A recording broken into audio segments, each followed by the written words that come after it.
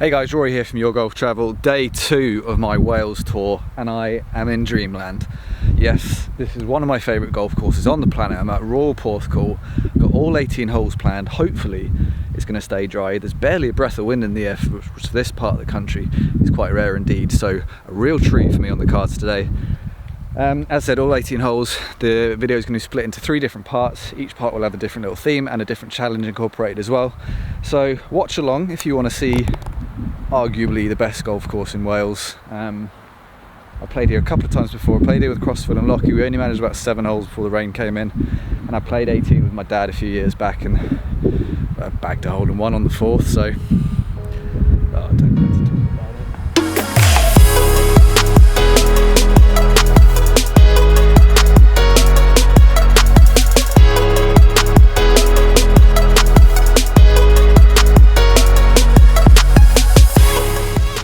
Right, so I'm choosing to go off the white tees for the day. There are 2 more sets of tees further back than this. The total length of the course from the tips is about 7,200.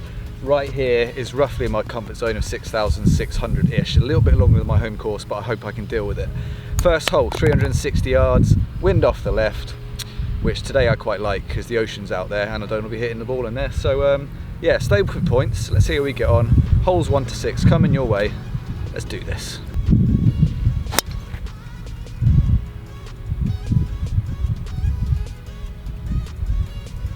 Right, fairway split off the first, about 70 yards left in. One thing I noticed immediately from my last visit to Royal Porthcawl, and it's something they mentioned to me in the pro shop before I came out, is that they've re-naturalised the fairway bunkers. So a few years back these would have all been revetted, kind of like that one up there by the green, which have been left as they are. But all the fairway bunkers on the golf course have now, had this much more rugged, natural look restored to them. And there's a few other changes on the course, I believe, as well. So I'm interested to see how it's taken shape in comparison to what I remember. If it's any better than it was, oh yeah, I'm in for a treat.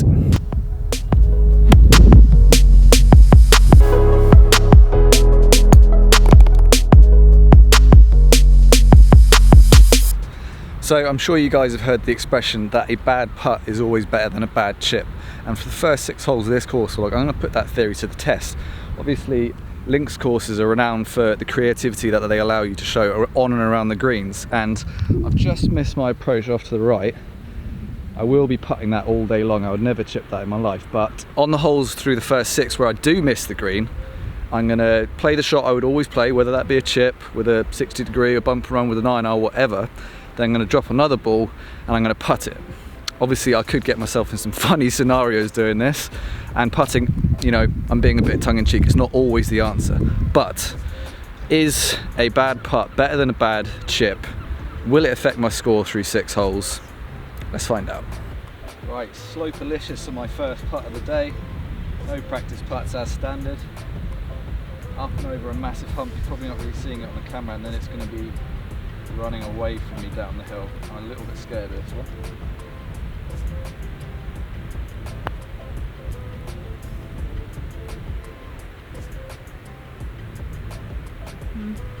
Not terrible.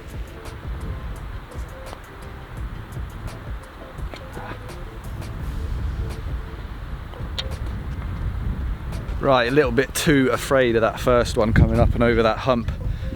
Greens not quite as quick as I was expecting, which can often actually be the case on a links course because they're so slopey. If they sped them up the way they do on parkland courses, some of them would be unplayable. So not the best attempt at an up and down, but can't be too mad at myself either, straight out of the car park.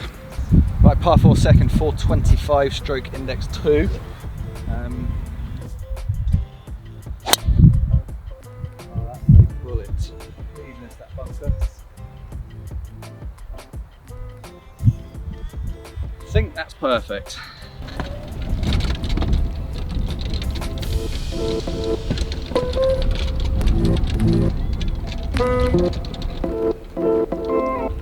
Did someone order another fairway splitter? Like 120 into the pin, so that was just sneaking the 300 yardas mark.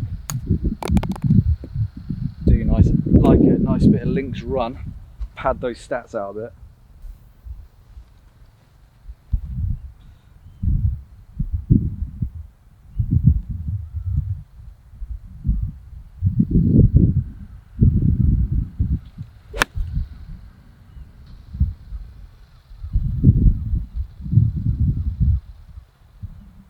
another wedge out to the right, and it looks like that little test of putter versus chipping might be coming in handy.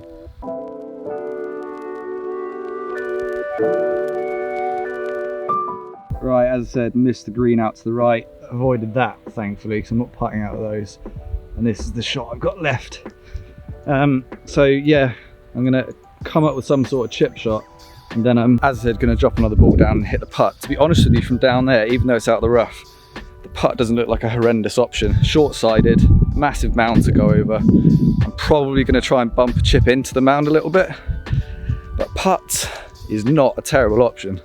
And that's something that, yeah, you'll see anytime you come and play a classic links course. You might be getting that old Texas wedge out a bit more often than you usually would. Right, so I honestly was tempted to go with the putt, but for the sake of this video, and to be totally honest with you, I think this is the more normal place. I'm going to get 9-iron to try and bump it into the slope, kill it a little bit, but then we'll see if it won't end up in a pot bunker.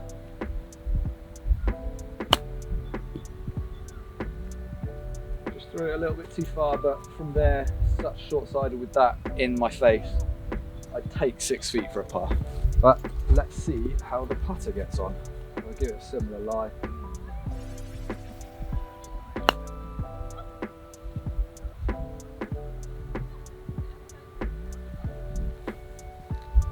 Well, it's on the green.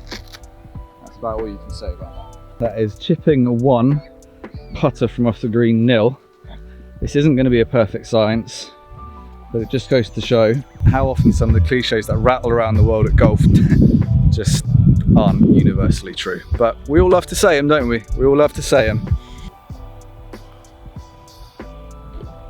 In. Oh, 3-pointer. Back to level 2s, people.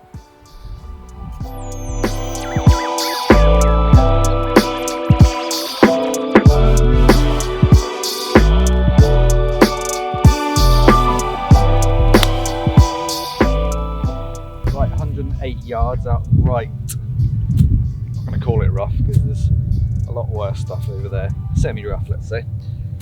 And this pin is scaring me a little. It's cut front right or middle right. Massive drop off to the right of the green. So I'm trying to aim long and left here. I think that's most sensible, but kind of can't really remember what's back there. The 2 wedges I've hit so far, both gone short and right, so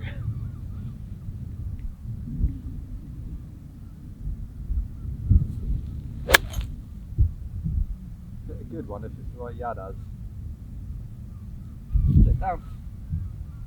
Long and left called, long and left achieved. I will put that in the good shot column though, because as I said, that's exactly what I was aiming to do. So I actually hit a wedge in my intended direction for once in my life. Let's go and see where I've ended up and if we're going to have another little chip versus putt situation. I think we may well. It looks like the putter could be the option here. Right, so as called, it was long left of the green. Spinning around, you see what I was going with. And while that would normally be a putt for me all day long, because these links fringes are just almost as pure as most greens you'll get. Rules is rules. So I'm going to hit the putter first this time, and then drop a chip and see what happens. I'm backing the putter to draw level here.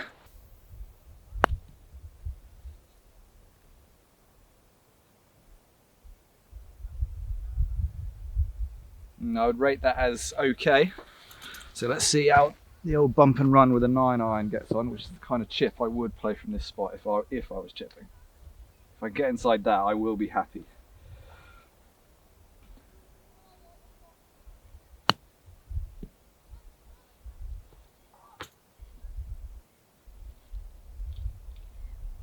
It's going to be close. Let's go and have a look and see how close they actually are.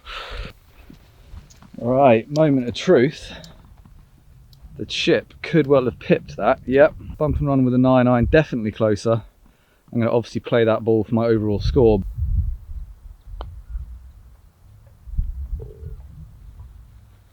So I suppose that is a great example of exactly where that adage comes from. I would have rated that putt as mediocre, average at best, maybe slightly above average from that range.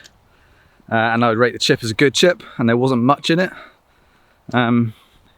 But yeah, I think law of averages, if I putted and chipped that shot 50 times each, the putter probably would come out on top. So interesting. Let's continue the experiment over the next 3 holes.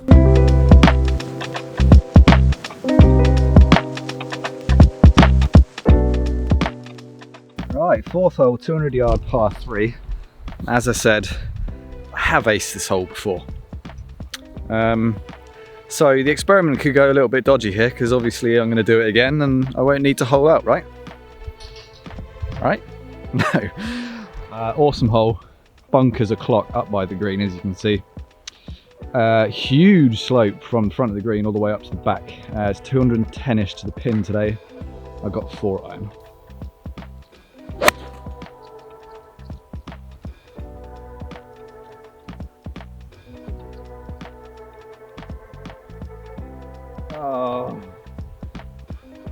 Oh.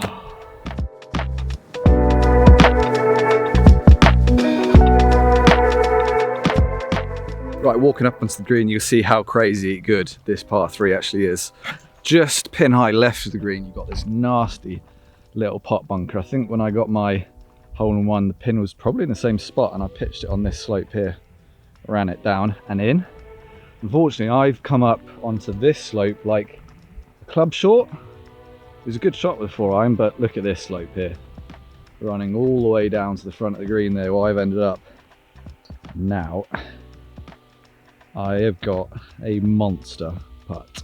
I'm pretty sure we actually filmed a challenge, me, Mark and Lockie, to this exact pin from that exact spot. I think I won it as well, but I don't see me 2-putting this one.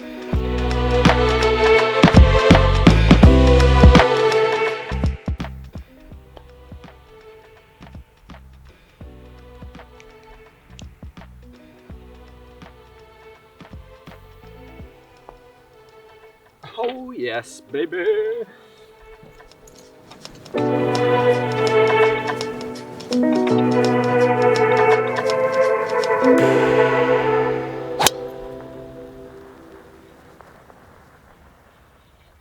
Right, par 5 5th. Another absolutely amazing hole, and that's the great thing about courses like Royal Porthcawl. Courses of this calibre, you just keep getting worldy hole after worldy hole after worldy hole, and this one is one of my favourite par 5s in the world. You'll see why when we get up towards the green, because it's pretty crazy. But unfortunately, flailed that tee shot a little bit right, and I'm in one of those naturalised bunkers I was admiring on the first. Not really feeling them anymore, to be honest with you. Right, just wedging out really, got 52. Anyone counting, that's 3 pars on the trot since that opening bogey. But it looks an awful lot like I might be dropping a shot here. Not really worried about how far this goes, I'm just trying to clear that lip and get as far up there as possible. Like that. Okay, I'll have a fairly long third in, and on this hole that is not a good thing. Right, 160, and I think it's fair to say that missing short is not a good idea. So that's an 8-iron yardage for me. I've got 7, and I'm trying to take into account the fact that it's so uphill as well. Let's try and strike this well and get it past the pin basically, or at least not on the front edge.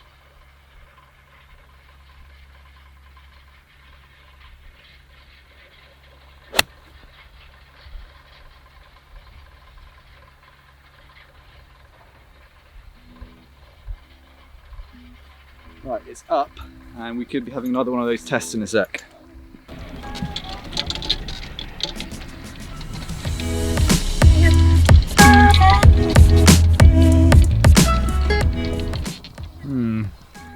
That is not far off catching that slope and being tasty. Right, similarly to the last missed green here, with this slope involved, I will be putting that all day long anyway, so that's the option I'm going to go for. Then I'll try the chip. It's such a cool green. Got like a bowling alleyway type thing here with the massive slope on the right, huge slopes on the left, meaning if you're in any way accurate with your approach shot and a little bit more lucky than me, you're going to find one of these slopes and it's going to feed into the middle of the green, and depending on where they put that pin, you should be reasonably close for a birdie chance. So let's see what this putt does, and then let's try and figure out what kind of chip I'm playing from this crazy spot. Right, attempt number 1.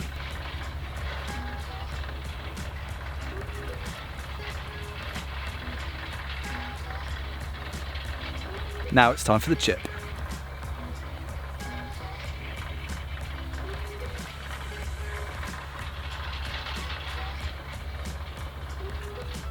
Right, interestingly, I would rate that chip as much better than the putter hit, which was very clumsy indeed. And again, look at the difference. It's like the chip is an inch closer, I think.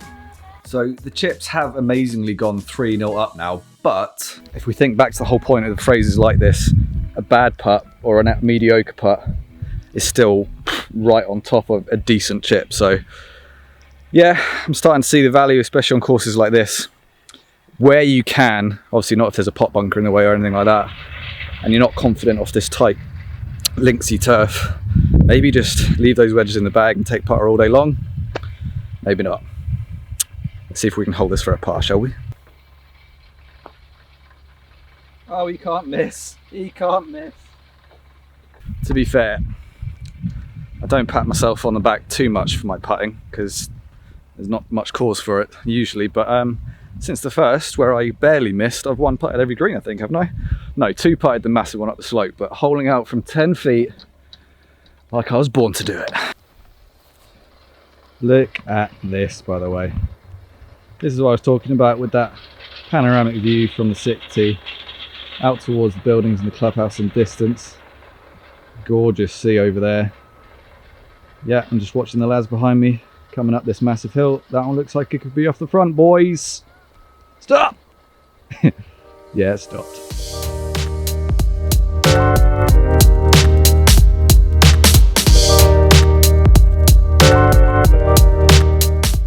Right, final hole of part 1 here at Royal Porthcawl, par 4 6th.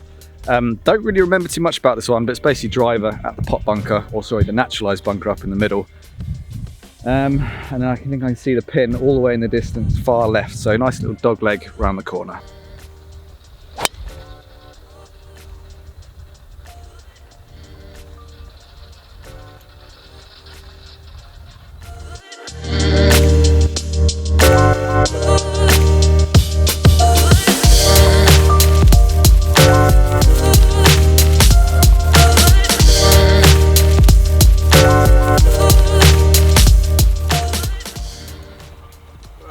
I can give myself that to end part 1. Right guys, that's it, part 1 all done and dusted here at Royal Porthcawl. The question remains, is a bad putt better than a bad chip? Well, amazingly, in the chip versus putt test, the chips actually went out and won 3-0, but when you consider lots of my putts were really bang average and lots of my chips were, for me at least, really, really good, and there's still barely anything in it. Yeah, I think that kind of points to the fact that while the putts definitely lost in terms of the scoreline, it kind of shows that you don't really have to be that good with the putter to be almost as good as when you're really good with the chips. And let's be honest, we all know that I can hit some absolutely horrendous chips. So I think there are less disasters to be had if you choose the old Texas wedge. Obviously on courses like this and other Parkland type layouts, there's going to be instances where you do need to grab for that 60-degree wedge. For instance, if you're in some of these dips, hails and swallows, or one of those nasty pot bunkers over there.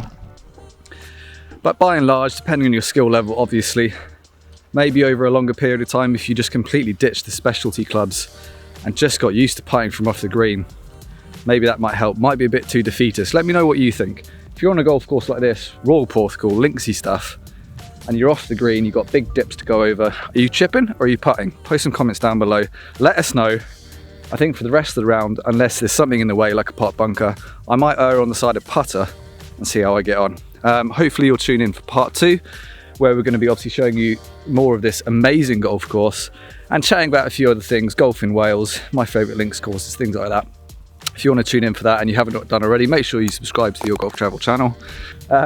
And yeah, I'll see you in part 2 for hole 7 to 12 here at Royal Porthcawl.